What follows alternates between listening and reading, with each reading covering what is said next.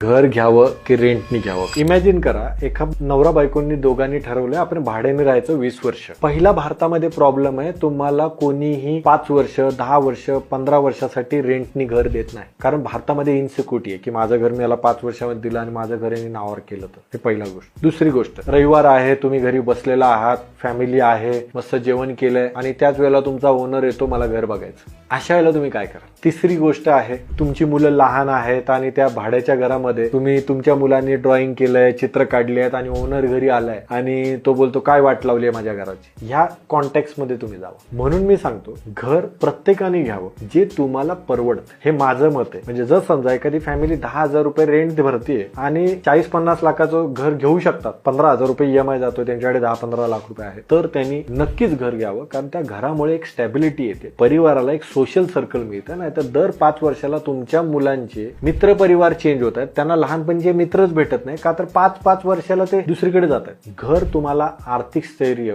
Peter Lynch जे आहे learn to earn, beating the wall street अशी पुस्तकं लिहिलेली आहेत. हा व्यक्ती बोलतो प्रत्येक व्यक्तीने पहिलं काय करावं तर स्वतःचा निवारा पहिला सेट करावा. वॉरन बफेटनी पण 60 वर्षापूर्वी पहिलं घर घेतलेलं आहे.